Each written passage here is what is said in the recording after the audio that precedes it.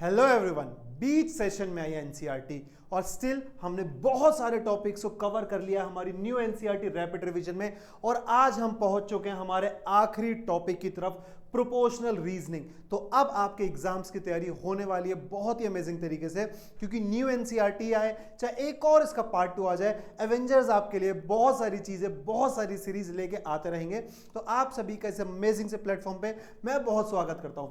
आज का हमारा जो आखिरी चैप्टर है, जैसे कि प्रोपोर्शनल रीजनिंग पार्ट 1, इसमें हम आखिरकार पढ़ने क्या क्या वाले हैं। सबसे पहली चीज हम जानेंगे सिमिलैरिटी के बारे में, फिर रेशोज के बारे में सिमिलैरिटी की मदद से, फिर ratios in their simplest form, problem solving with proportional reasoning, और यहां पे कुछ हिस्टोरिकल बैकग्राउंड इसी के बारे में आपको बताया जाएगा, sharing but not equality and unit conversion. ये सारे वो टॉपिक्स हैं जो आपके काम आने वाले हैं।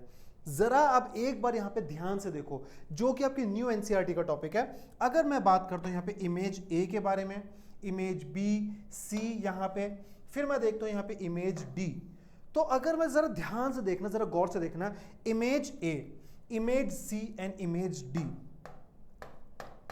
इनके बीच में कुछ कॉमन है। क्या कॉमन है? यहां पे ये तीनों इमेज जो है या तो बड़ी छोटी, बस इतना ही डिफरेंस है। इनकी लेंथ और ब्रेथ इकट्ठे बढ़ रही हैं या तो इकट्ठे कम हो रही हैं। वेयर एज अगर मैं बात करता हूं बी की बात करूंगा या फिर ई की मैं बात करूंगा, यहां पे ये कुछ अलग तरीके से बढ़ रही है। यहां पे टाइगर मुझे स्ट्रेच्ड दिखाई दे रहा है और यहां पे कंप्रेस्ड दिखाई दे रहा है, यानी कुछ ऑफ सा है यहां पे जब मैं कंपेयर करता हूं ए, सी एंड डी की। तो यहीं पे पहली बार मेरा कंसेप्ट आता है रेशो का। रेशो क्या होता है कि एक सेम रेशो में इंक्रीज या डिक्रीज हो रही है और इन्होंने अपना रेशो लूज कर दिया है, जिसकी वजह से ये इमेजेस यहां पे, ये बची हुई इमेजेस यहां पे कुछ अलग सा दिख रही हैं। तो आखिरकार एक रेशो होता क्या है? If A and B, where B is not equal to 0, are two quantities of same kind, then the fraction A by B is called the ratio of A is to B। यानी कि जब मैं A by B लिखूंगा, उसको मैं A is to B, जिसमें A होता है मेरा एंटीसीडेंट और B होता है मेरा यहाँ पे कॉन्जिक्वेंट। आप एक एग्जाम्पल भी यहाँ पे देख सकते हैं। Ratio is denoted by the symbol. आपको ये सिंबल यहाँ पे दिखाई दे रहा होगा। इस सिंबल की मदद से दो क्वांटिटीज के बीच में मैं रेशो दिखाता हूं, है ना। For a ratio two quantities must be in same unit. याद रखना, किलोमीटर का मीटर के साथ रेशो नहीं बन सकता, बिल्कुल नहीं बन सकता। Ratio is expressed in its simplest form and can not be further simplified. यानी ये सिंपलेस्ट फॉर्म में रहना चाहिए। सिंपलेस्ट फॉर्म क्या होता है ये मैं आगे आपको जरूर बताऊंगा। चलिए समझते हैं नेक्स्ट टॉपिक, जो कि ratio in their simplest form. To reduce the ratio in simplest form, first write the ratio as a fraction and then divide the numerator and denominator by the HCF. एक example ले लेते हैं। मेरे पास 2/8 था, जो कि 2:8। अब ये मैंने रेशो में लिख तो दिया है, बट ये सिंपलेस्ट फॉर्म में नहीं है। मुझे कैसे पता सिंपलेस्ट फॉर्म में नहीं है? 2:1/2:4। जब तक न्यूमरेटर और डिनोमिनेटर में कुछ भी कॉमन है, जो भी कॉमन है मैं उसको काटता रहूंगा। जैसे यहाँ पे 2 मैं सिर्फ काट सकता था, तो 1/4 यानी कि 1:4 ये रेशो अब अपने सिंपलेस्ट फॉर्म में है। यानी कि मैंने हाईएस्ट कॉमन फैक्टर दोनों नंबर्स का यहाँ पे उसको रिमूव कर दिया है। तो यहां से मेरे पास सिंपलेस्ट फॉर्म आ जाएगा। कमेंट सेक्शन में जाना और मुझे फटाफट से बताना कि आखिरकार इसका सिंपलेस्ट फॉर्म क्या रहने वाला है। होमवर्क नंबर 1 आपके लिए। चलिए नेक्स्ट, रेशोज के बारे में और क्या है। Ratios always exist between two quantities of same kind, ये आपको पता है। Ratio being a fraction have no unit. Ratio की खुद की कोई यूनिट नहीं होती, दोनों यूनिट्स कट चुकी होती है। Ratio does not change it's numerator and denominator whenever multiplied और डिवाइडेड बाय नॉन जीरो। याद रखना, रेशो की या तो न्यूमरेटर एंड डिनोमिनेटर दोनों ही इकट्ठे चेंज होगी। जैसे कि आपको पता है एक फ्रैक्शन में मैं दोनों को ही मल्टीप्लाई करूंगा, तो सेम वही चीज यहां पर भी लगने वाली है। The order of term is very important. अगर मैं लिखता हूं 1:2 और 2:1, ये दोनों कहीं से भी इक्वल नहीं है। यहां पे इनका सीक्वेंस बहुत ज्यादा ही मैटर करता है। नेक्स्ट आता है मेरे पास प्रोपोर्शन। ध्यान से समझना, when two ratios are same then their simplest form we say that have ratios in proportion or the ratios of proportion we use the symbol. अब देखो आसान भाषा में समझो, जब दो रेशोज इक्वल हो जाते हैं, जैसे कि ए रेशो बी मेरा बराबर है सी रेशो डी के, यानी ए बाय बी मेरा बराबर है सी बाय डी के, तो मैंने इसको इस तरीके से यहाँ पे इस इक्वल साइन को मैं यहाँ पे 4 डॉट से रिप्लेस कर सकता हूं और मैं कहूंगा कि ये चारों आपस में बराबर है। दैट मीन्स ये एक सिंपल रेशो में है। एक आसान सा सवाल यहाँ पे, are the ratios 3/4 and 72/96 in proportion. मैं किस तरीके से इसको चेक करूंगा इस पर्टिकुलर क्वेश्चन को, जरा ध्यान से देखो 3/4 यहाँ पे 72/96। अब इसको मुझे यहाँ पे सिंप्लीफाई करना है, सिंपलेस्ट फॉर्म में लेके आना है। मैं कैसे लेके आऊंगा, 24 मल्टीप्लाइड बाय 3, 24 मल्टीप्लाइड बाय 4, 24 इसका HCF आ रहा है, तो 24 से 24 कैंसिल कर दिया, ये 3/4 आ रहा है। और इससे मुझे कंपेयर करना, तो क्या ये 3/4 कट के 3/4 के बराबर है? एग्जैक्टली ये इक्विवेलेंट फ्रैक्शन ही था 3/4 के, तो इक्विवेलेंट रेशो हो जाएगा, क्योंकि fraction and ratio kind of आपके लिए बिल्कुल सिमिलर चीज हो चुकी है। अब अगला सवाल जब आपके लिए सामने आता है कुछ इस तरीके से, check the following statements of proportion are they true. तो आप किस तरीके से यहां पे चेक कर सकते हैं। एक और अमेजिंग चीज जानने वाली है जो आगे भी आपको बताई जाएगी, बट मैं आपको अभी बता देता हूं। ए बाय बी बराबर है सी बाय डी के, दैट मीन्स ए मेरा डी से मल्टीप्लाई हो जाएगा बी सी से, तो ए डी मेरा बराबर हो जाएगा बी सी से। इसको हम क्या बोलते हैं, क्योंकि यहां पे तो गिवन था ए रेशो बी आपका प्रोपोर्शन में है सी रेशो डी, तो यहां से मुझे एक चीज दिखाई दे रही है, क्या ए और डी का प्रोडक्ट बी और सी के प्रोडक्ट के बराबर है, यानी product of means product of extreme के बराबर है। तो यहां पे आप इस पर्टिकुलर क्वेश्चन को सेम इसी मेथड से चेक कर सकते हैं कि क्या ये बराबर है या नहीं। तो इसकी मदद से आप आराम से इसको चेक कर सकते हैं। तो एक बार इसको जरूर सॉल्व करना। नेक्स्ट क्वेश्चन देखो यहां पे क्या गिवन है, the following figure shows the ratio shows a small portion of a long brick wall with patterns made using colored bricks. Each wall continues this pattern throughout the wall. What is the ratio of gray bricks to the colored bricks? Try to give the ratio in their simplest form. ये तो देखो बहुत आसान सा सवाल है, मुझे grey और रेड वॉल का यहाँ पे रेशो बताना है। तो मैं ग्रे वॉल को काउंट करता हूँ, 1 2 3 4 5 6 7 8 9 10 11 12 13 14 15 16 17 18 19 20 21 22 23 24 25 26 27 28 29 30 31 32 33। तो मेरे पास यहाँ पे 33 वॉल्स आ चुकी हैं। नेक्स्ट अगर मैं यहाँ पे 33 ब्रिक्स आ चुकी है। नेक्स्ट अगर मैं यहाँ पे रेड ब्रिक्स देखता हूँ, 1 2 3 4 5 6 7 8 9 10 11 12 13 14 15 16 17 18, तो यहाँ पे मेरे पास आ चुका है 18। अब इसको सिंपलेस्ट फॉर्म में मैं कैसे करूंगा, उसके लिए आपको देखना पड़ेगा क्या क्या कॉमन है। मैं इसको 6 थ्रीजा कह सकता हूं और इसको मैं 11 इंटू थ्रीजा कह सकता हूं। अब आप लोग इजीली देख सकते हैं 3 से 3 मेरा कैंसिल आउट हो चुका है और 6/11 एक ये मेरा रेशो यहां पे आ चुका है। तो रेशो कैलकुलेट करना अब आपके लिए बहुत ज्यादा आसान हो चुका है। अब ये क्या है, तारीख तरासिका, ये यहाँ पे कोई एंशिएंट रूल है जो मैंने अभी आपको बताया था ना, A बाय बी बराबर है C बाय डी को। कुछ इसी चीज के बारे में इसमें बताया गया है कि अगर आपको यहाँ पे एक क्वांटिटी मिसिंग हो, मान लो आपको D मिसिंग हो, तो आप किस तरीके से निकालेंगे, जो कि मैंने आपको क्रॉस मल्टीप्लिकेशन के थ्रू बताया था। इन्होंने यहाँ पे वो जो 4 चीजें थी, यानी हमारे पास यहाँ पे 1 2 3 4, इन चारों क्वांटिटीज का इन्होंने अपना कुछ नाम दे दिया है, जो कि रेशो को ये लोग कुछ इस नाम से बुला रहे हैं और इस नाम को बोलना बहुत मुश्किल है, लेकिन मैं लेट कर सकता हूं यहाँ पे कि इसका नाम है, मान लेते हैं A, जो कि रेशो में है फला के साथ B, फिर है यहाँ पे इच्छा D और फिर यहाँ पे इच्छा फला D, तो सॉरी यहाँ पे आ जाएगा C और फिर आ जाएगा D। अब अगर आपको कोई भी एक क्वांटिटी यहाँ पे मिसिंग है तो परिणामा आपका मल्टीप्लाई होगा यहाँ पे इच्छा फला के साथ, यानी product of extremes product of means के बराबर हो जाएगा, जिसकी मदद से आप कोई भी एक क्वांटिटी को निकाल सकते हैं, जो कि मैंने आपको पहले भी आपको बताया था। तो ये जो फॉर्मूला है यहाँ पे, ये आर्यभट्ट ने दिया था उस जमाने में, जो product of means equals to product of extreme, और उसकी मदद से बहुत बड़े बड़े क्वेश्चन आप लोग इजिली सॉल्व कर सकते हैं, जो आप यहाँ पे देख सकते हैं। ए का प्रोडक्ट डी के साथ बराबर है बी का प्रोडक्ट सी के साथ। इसको भाई फटाफट से नोट कर लो, क्योंकि ये आपके काम आने वाला है बहुत ही ज्यादा। एक क्वेश्चन चलिए सॉल्व कर दें यहाँ पे। The earth travels approximately 940 million kilometres around the sun in a year, how many kilometres will it travel in a week. अब इस टाइप के सवालों को देखो किस तरीके से सॉल्व करना चाहिए। अब अर्थ क्या ट्रैवल कर रही है, 940 million kilometres around the sun in a year. अब भाई अगर वो एक ईयर में इतना ज्यादा ट्रैवल कर रही है तो वो एक वीक में, अब मेरे पास टोटल कितने वीक होते हैं, एक साल में लगभग मेरे पास 54 वीक्स होते हैं। तो यहाँ पे मेरे पास जो रेशो है वो 940 मिलियन किलोमीटर्स की मैं यहाँ पे बात कर रहा हूँ, यहाँ पे मैं मिलियन किलोमीटर्स की बात कर रहा हूँ, यानी 940 का रेशो 54 के साथ। और अब मुझे निकालना है कि अब वो एक वीक में कितना ट्रैवल करेगी, मुझे यहां पे निकालना है एक वीक का। तो यहां पे सेम वही चीज मैं लगाने वाला हूं और मेरे पास यहां पे आ जाएगा 18 मिलियन किलोमीटर्स। 18 मिलियन किलोमीटर्स मेरे पास इसका आंसर आ जाएगा। Again product of means, product of extremes के बराबर आ जाएगा। और x की वैल्यू मेरे पास यहां से क्या आ जाएगी, 940 divided by 54 equals to x, ये मेरा मिलियन किलोमीटर्स में आ जाएगा। तो सेम इसी टाइप के जो क्वेश्चंस हैं वो आपके एग्जाम में भी हो सकते हैं। नेक्स्ट चीज मेरे पास क्या है, मैं बात करूंगा यहाँ पे रेशो की मदद से कुछ चीजों को शेयर करने का।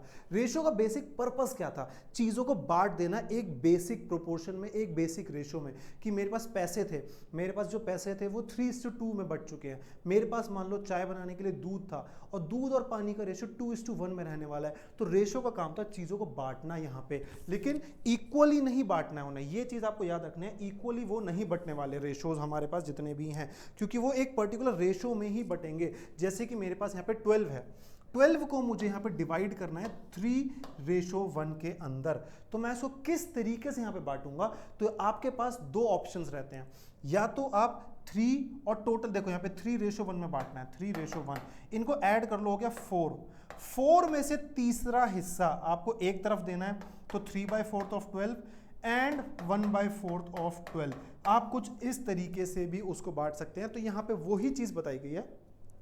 अगेन अगर आपको 42 बांटना है 4:3 में, तो आप किस तरीके से करेंगे, 4:3 मतलब 7, तो एक हिस्सा हो गया 4/7, एक हिस्सा हो गया 3/7। और 42 को बांटना है तो आप यहाँ पे 42 से मल्टीप्लाई कर देंगे, यहाँ पे भी 42 से मल्टीप्लाई कर देंगे, और आपको यहाँ पे दोनों ही इससे हिस्से जो हैं आपको इजीली यहाँ पे मिल जाएंगे। देखो यहाँ पे एक सवाल है, इस सवाल को जरा ध्यान से देखो। बोला क्या गया है, blue and yellow paints are mixed in a ratio 3:5। अब ब्लू एंड येलो ये 3:5 के रेशो में मुझे यहाँ पे गिवन है। To produce green paint, to make 40 ml of green paint, how much of these two colours are needed. मुझे इनका एक तरीके से रेशो पता लगाना है कि कितना कितना कलर मुझे यहाँ पे नीडेड होगा। अब टोटल अगर आप देखें बच्चे, ये हो गया है मेरा टोटल, इनका मैं सम करूंगा 8। देखो ये टोटल इनका सम हो गया 8। तो एक तरीके से एक हिस्सा होगा मेरा 3/8 और एक हिस्सा हो गया है मेरा यहाँ पे 5/8, जिसकी मदद से यहाँ पे मैं वैल्यू को कैलकुलेट कर सकता हूँ। समझ में आया कि नहीं? आई होप आपको ये बिल्कुल क्लियर होगा कि किस तरीके से मैं यहाँ पे हिस्सा निकाल सकता हूँ। तो चलिए यहाँ पे अब हम हिस्सा यहाँ पे कैलकुलेट कर लेते हैं। तो यहाँ पे अब मेरे पास देखो क्या है, नेक्स्ट क्या है मेरे पास, to make the paint lighter shade of green I added 20 ml of yellow to the mixture. What is the new ratio of blue and yellow in the paint? अब 20 ml जो है मैंने वो एक्स्ट्रा कर दिया है ओरिजिनल मिक्सचर में। तो अब मेरे पास यहाँ पे 20 ml मैंने किसका ऐड किया, यहाँ पे 20 ml ऑफ येलो, मैंने येलो में 20 ml ऐड कर दिया है। तो मैं सबसे पहले अगर यहाँ पे 3/5 के हिसाब से मैं 40 को यहाँ पे स्प्लिट करता हूँ, तो ये मेरे पास आ जाता है 15 ml और यहाँ पे मेरे पास आ जाता है 25 ml। तो ये हो गया है मेरे पास यहाँ पे ब्लू वाला कलर और ये हो गया मेरे पास येलो वाला कलर, जो कि 3:5 के रेशियो में मुझे दिखाई दे रहा है। अब येलो में मैंने क्या किया, 20 ml और ज्यादा ऐड कर दिया है। तो अगर मैंने इसमें 20 ml को और ज्यादा ऐड कर दिया है तो ये मेरे पास हो चुका है 45 ml। अब what is the new ratio, अगर मुझे यहाँ पे न्यू रेशो निकालना है तो 15 रेशो मेरे पास हो जाएगा 45। तो 15:45 यानी कि 1/3, यानी 1:3 जो है मेरे पास फाइनल आंसर आ जाएगा। इस तरीके से आप बच्चे इजीली यहाँ पे रेशो को कैलकुलेट कर सकते हैं, जो कि आपके लिए निकालना अब बहुत ज़्यादा इजी हो चुका होगा कि किस तरीके से रेशो जो है हमारी कैलकुलेशन को आसान करता है, इस तरीके से वो बांट सकता है। अब रेशोज आपका और भी जगह काम आ सकता है। अगर मैं बात करता हूँ कन्वर्जन के अंदर, अब यहाँ पे कुछ बेसिक कन्वर्जन आपको याद रखने हैं, जिसमें आपको देखो बेसिक कन्वर्जन तो आपको याद ही होंगे वैसे कि 1 मीटर में कितने सेंटीमीटर हैं, है ना, 1 सेंटीमीटर में कितने मिलीमीटर हैं। बट कुछ हार्ड कन्वर्जन जो आपकी न्यू एनसीईआरटी में दिया है, 1 मीटर को आपको यहाँ पे दिया हुआ है फीट के अंदर, 1 स्क्वायर मीटर आपको गिवन है, 1 एकड़ आपको गिवन है, 1 हेक्टेयर, और हेक्टेयर को एकड़ में भी कन्वर्ट किया गया है। बात करें हम वॉल्यूम की, तो वॉल्यूम में 1 मिलीलीटर आपको 1 क्यूबिक सेंटीमीटर के हिसाब से गिवन है, फिर 1 लीटर आपको कितना ml होता है उसके हिसाब से गिवन है, फिर यहाँ पे 1 क्यूबिक सेंटीमीटर भी आपको यहाँ पे गिवन है। तो ये कुछ बेसिक कन्वर्जन्स हैं जो आपके लिए समझना बहुत ज़्यादा ज़रूरी है। एक कन्वर्जन देखो बच्चे, आपको यहाँ पर टेम्परेचर का भी गिवन है, सेल्सियस एंड फ़ारेनहाइट। तो ये अगर आपको याद रखना है तो Fahrenheit equals to 9/5 into degree Celsius plus 32। इस फॉर्मूले को आपने हो सकता है फिजिक्स में आगे जाके देखें। यहां पे आपको एक कन्वर्जन बेसिकली गिवन है कि जब भी आपको सेल्सियस टू फ़ारेनहाइट का कन्वर्जन करना है, आप इसकी मदद से इसको कन्वर्ट यहां पे कर सकते हैं। चलिए अब कुछ क्वेश्चंस यहां पे देखते हैं, क्वेश्चंस जो आपके लिए करना बहुत ज्यादा जरूरी है। सबसे पहला सवाल आपको यहां पे क्या गिवन है कि it is good farming practice to apply 10 terms of cow manure for 1 एकड़ ऑफ लैंड। अब देखो 10 टन्स मुझे काओ का मैन्योर जो है वो भाई मैं 1 एकड़ लैंड में लगा रहा हूं खेती के लिए, ताकि वो जो है फर्टाइल हो सके ज्यादा। A farmer is planning to grow tomatoes in a plot of 200 feet by 500 feet, how much manure should he buy. अब मैन्योर भाई उसको कितना बाय करना चाहिए, सबसे पहले मैं यहाँ पे एरिया निकालूंगा। एरिया क्या हो जाता है मेरा, लेंथ इंटू ब्रेथ, यानी कि 500 इंटू 200, तो मेरे पास टोटल कितना आ गया 1 लाख स्क्वायर फीट। पहली चीज, अब यहां पे ये जो मुझे गिवन है, मुझे इसको कन्वर्ट करना पड़ेगा एकड़ में, क्योंकि मुझे यहां पे एकड़ भी गिवन है। तो एकड़ में कन्वर्ट करने के लिए मुझे यहां पे इसको डिवाइड करना पड़ जाएगा एकड़ के कन्वर्जन से, जो कि मेरे यहां पे हो जाएगा 43.560। तो अप्रॉक्स एकड़ मेरा कितना आ जाएगा 2.2956 एकड़। ये मेरा आ चुका है एक अप्रॉक्सीमेटी एकड़ कि इतना एकड़ मेरे पास है। अब 10 टन्स मेरा 1 एकड़ में लग रहा है, तो टोटल मेरे यहाँ पे कितना लगेगा, मैं इंटू 10 यहाँ पे कर दूंगा। अगर मैं इंटू 10 कर दूंगा तो अप्रॉक्स मेरे पास आ जाएगा 22.956 टन यहाँ पे मुझे चाहिए होगा मैन्योर। तो अगर इतना टन मुझे मैन्योर की यहाँ पे ज़रूरत है तो भाई जाके ऑर्डर प्लेस कर देना और यहाँ पे आप अपने खेतों में डाल सकते हो, क्योंकि ये तो एक गुड प्रैक्टिस है। वैसे भी भाई ऑर्गेनिक फार्मिंग करना थोड़ा सा बेटर रहता है। अगर मैं यहाँ पे बात करता हूँ इनऑर्गेनिक फार्मिंग की या फिर कुछ केमिकल बेस्ड फार्मिंग की, और अच्छा एक और चीज़ रहती है, अगर आपको हमारे अमेजिंग बैचेस में आना है तो आप आ सकते हैं। बस आपको कोड लगाना है ASH100 और आपको बहुत ही अमेजिंग डिस्काउंट्स यहाँ पे मिलेंगे।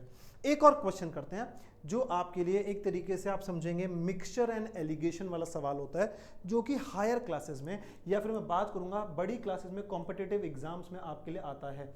अब यहाँ पे देखते हैं बच्चे आपको क्या चीज़ गिवन है। सबसे पहली चीज़ आपको जो गिवन है यहाँ पे कि अ 10 rupees coin is an alloy of copper and निकल। अब देखो एक कॉइन है मेरे पास, इस कॉइन को मैं मेटल के मिक्सचर से बनाता हूँ। क्या क्या मेटल है इसके अंदर, कॉपर एंड निकल है मेरे पास, called cupronickel. Copper and nickel are mixed in ratio 3:1। अब कॉपर 3 पार्ट है तो निकल मेरा यहाँ पे 1 पार्ट है, याद रखना। To get this alloy the mass of coin, मुझे कॉइन का जो मास गिवन है, इस पूरे कॉइन का वेट 7.74 ग्राम्स, 7.74 ग्राम्स अगर मुझे ये गिवन है। If the cost of copper, जो कॉपर की कॉस्ट है वो 906 पर केजी है, एंड द कॉस्ट ऑफ निकल 1341 पर केजी मुझे गिवन है। What is the cost of these metal in a 10 rupees coin. तो सबसे पहली चीज मुझे मास ऑफ कॉपर निकालना पड़ेगा, जो कि मैंने आपको बताया था किस तरीके से निकलेगा। 3 + 1 हो गया है मेरे पास 4, कॉपर तीसरा पार्ट है 3/4 में, तो 7.74। ये मैं बात कर रहा हूँ कॉपर की। ऐसे ही अगर मैं निकल की बात करूंगा तो 1/4 इंटू 7.74, ये आ चुका है मेरा इसके पास वेट, जो कि मेरे पास यहाँ पे आ रहा है 5.8। इसकी मैं बात करूँ तो 1.9। अब अगर मुझे यहाँ पे ये चीज़ गिवन है, कॉस्ट मुझे गिवन है यहाँ पे केजी में, ये मुझे जो यहाँ पे गिवन है वो है ग्राम्स में, तो मैं इसको केजी में कन्वर्ट करूंगा तो यहाँ पे मेरे पास आ जाएगा 0.0058, ये मेरे पास आ जाएगा 0.0019, ये अगेन हो गया है मेरे पास केजी में। सो आई होप ये जो बेसिक कन्वर्जन का कन्वर्जन है ये तो आप सभी को याद होंगे, लेकिन अगर अब मुझे यहाँ पे कॉस्ट को कैलकुलेट करना है तो मैं कॉस्ट को किस तरीके से कैलकुलेट करूंगा, मैं सिंपली यहाँ पे कॉस्ट को मल्टीप्लाई करना शुरू कर दूंगा, जो कि है मेरे पास 906, ये है मेरे पास 1341, और यहां से आप लोग आराम से इसका आंसर कैलकुलेट कर लेंगे, जो आप मुझे कमेंट सेक्शन में बताएंगे, है आपका ये homework number 2। So I hope बच्चे ये प्रोपोर्शनल रीजनिंग आपको बिल्कुल क्लियर होगा। ये रही इसकी समरी शीट जिसका आप स्क्रीनशॉट ले सकते हैं, और अगर इससे रिलेटेड क्वेश्चंस आप चाहते हैं तो ये रहा टेलीग्राम ग्रुप जिसको आपको ज्वाइन करना है। मिलेंगे बच्चे एक और अमेजिंग सी क्लास में, तो bye bye and take care.